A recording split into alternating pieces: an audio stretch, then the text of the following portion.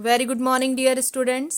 Class 6th science में हमारा chapter 10 water complete हो चुका है और आज के वीडियो में हम चैप्टर की एक्सरसाइज सॉल्व करेंगे।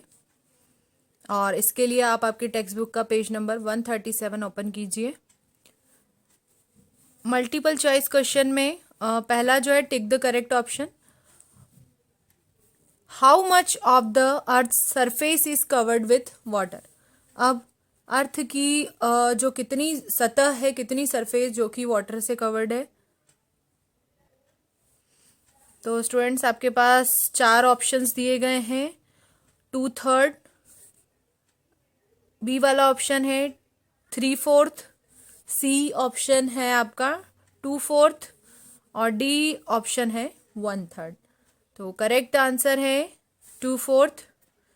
तो हमारी अर्थ सरफेस का जो 2/4 पार्ट है वो पानी से कवर्ड है। नेक्स्ट है plants and trees help in preventing plant snowfall and all of this. तो option D is the right answer. Next है which of the following is not a form of precipitation. तो इनमें से precipitation की form कौन सी नहीं है। तो आपके पास 4 ऑप्शंस हैं, रिवर, हेल, स्नो और रेन। तो प्रेसिपिटेशन की 3 फॉर्म है यहाँ पर, रिवर, स्नो और रेन। लेकिन हेल जो है वो प्रेसिपिटेशन की फॉर्म नहीं है। Next, the condition occurring due to no rainfall for a long period is called. तो लंबे समय तक जब बारिश नहीं होती है और सूखा पड़ता है तो इस कंडीशन को क्या कहते हैं। ऑप्शन ए है ड्रॉट, बी है स्नोफॉल, सी है थंडर और डी है फ्लड। तो ड्रॉट जो होता है इसे सूखा कहते हैं। जब लंबे समय तक बारिश नहीं हो रही है तो इस कंडीशन को ड्रॉट कहा जाता है। और स्नोफॉल यानी बर्फबारी होता है, थंडर यानी तूफान होता है, फ्लड यानी बाढ़ होता है। ठीक है, तो ऑप्शन ए जो है वो राइट आंसर है। नेक्स्ट है what process does a water cycle involve. अब वाटर साइकिल में कौन सी प्रोसेस इन्वॉल्व होती हैं। पहला ऑप्शन है कंडेंसेशन, ऑप्शन बी है इवेपोरेशन, ऑप्शन सी है प्रेसिपिटेशन और ऑप्शन डी है ऑल ऑफ दिस। तो प्रेसिपिटेशन, तो स्टूडेंट्स वाटर साइकिल में ये चारों प्रोसेस इन्वॉल्व रहती हैं, इसलिए ऑप्शन डी जो है वो राइट आंसर है। ठीक है, अब नेक्स्ट है take the correct words and fill the blanks. We cannot live more than few days without water or clothes. So students, we cannot live more than few days without water. तो पानी के बिना हम ज़्यादा दिन तक जीवित नहीं रह सकते हैं। तो 2 दिन जो है हमें हर 1 घंटे में पानी की आवश्यकता होती है और कुछ ही दिनों में हम जो है पानी के बिना सरवाइव नहीं कर पाते हैं। और इन केस ऑफ डिहाइड्रेशन हमारी जो है डेथ भी हो सकती है। ठीक है, नेक्स्ट है प्लांट्स एंड सॉइल और animals need water for drinking and bathing. तो ये 2 ऑप्शंस हैं, आपको इसमें से एक चूज करना है जो अप्रोप्रिएट है। Plants and animals need water for drinking and bathing. तो हमें प्लांट्स और हमें यानी एनिमल्स, हम सभी को पानी की आवश्यकता होती है ड्रिंकिंग और बाथिंग के पर्पस में। और नेक्स्ट है it covers 2/3 of the earth surface. तो लैंड और ओशियन। तो 2/3 जो है अर्थ की सरफेस वहाँ पर ओशियंस पाए जाते हैं। और rain is the natural and main source of water. तो सीज और रेन दोनों में से वाटर की मेन सोर्स कौन सी है, जो कि हमें नेचर प्रोवाइड करता है और जो कि नेचर से मिलता है। तो रेन जो है एक नेचुरल और मेन वाटर सोर्स है जो कि प्रकृति से मिलता है। ठीक है, इसे हम हार्वेस्ट कर सकते हैं। नेक्स्ट है cloud is a mass of water droplets और ice crystals that floats in air. तो यहाँ पर जो पानी की ड्रॉपलेट्स हैं और आइस के क्रिस्टल्स होते हैं, ये जब वाटर साइकिल की प्रोसेस होती है तो जो बादल होते हैं इसमें क्या होता है, पानी की बूंदों का भार और इसके साथ साथ जो या फिर बर्फ के जो क्रिस्टल्स होते हैं वो हवा में तैरते हैं। तो यहाँ पर ऑप्शन जो है एयर आएगा। Plants take in water from the soil through the, अब प्लांट जो है ये वाटर मिट्टी में से किसकी हेल्प से लेते हैं, तो हम जानते हैं कि पौधों का जो रेडिकल पार्ट है जिसे रूट्स कहते हैं, रूट्स जो है मिट्टी में धसी हुई रहती हैं और मिट्टी में होने की वजह से ये डायरेक्ट जो है इन्हें न्यूट्रिएंट जो होते हैं पोषक तत्व ये एब्जॉर्ब कर लेती हैं। तो जड़ों में पोषक तत्व पाए जाते हैं जो कि उन्हें मिट्टी से मिलते हैं। तो यहाँ पे रूट्स आएगा। तो plants take in water from the soil through the roots. अब नेक्स्ट है tick for correct and cross for wrong statements. Now, fruits and vegetables contain 10 to 20% water in them. तो फ्रूट्स और वेजिटेबल में 10 to 20% water होता है क्या? No. Fruits and vegetables में जो है 60 to 80% जो है वाटर पाया जाता है और कुछ तो ऐसे वेजिटेबल्स या फ्रूट्स हैं जिनमें 90% या 97% वाटर भी पाया जाता है, जैसे कि वाटरमेलन है, कुकुम्बर है, इनमें बहुत ज़्यादा मात्रा में पानी पाया जाता है, मिनरल्स की फॉर्म में होता है जो कि survival of life is not possible without water. तो ये स्टेटमेंट ट्रू है क्योंकि पानी के बिना जो है जीवन संभव नहीं है। ठीक है। A human body contains about 70% water. तो ह्यूमन बॉडी में 70% ऑफ वाटर पाया जाता है, ये स्टेटमेंट भी ट्रू है। Ocean water can be purified and can be used for various activities.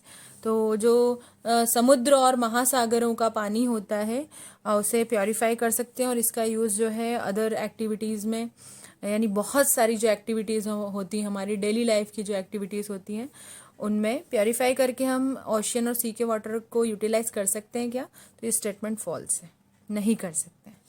To prevent soil erosion we must prevent the cutting of trees. अगर हमें सॉइल इरोजन जैसी गंभीर समस्या से निपटना है तो हमें सबसे पहले क्या करना होगा?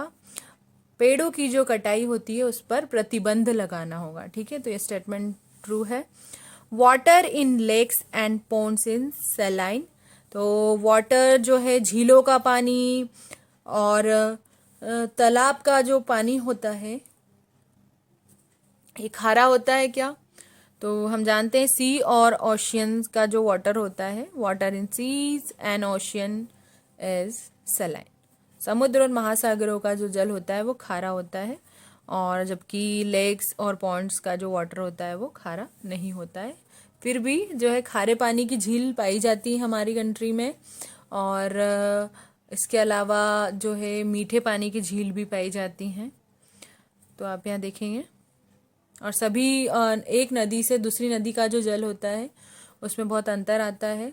और अंडरग्राउंड वाटर के बारे में मैंने आपको बताया था, यहाँ पर जो है हार्ड वाटर पाया जाता है, इनमें मिनरल्स पाए जाते हैं और ये वाटर जो होता है हार्ड वाटर होता है।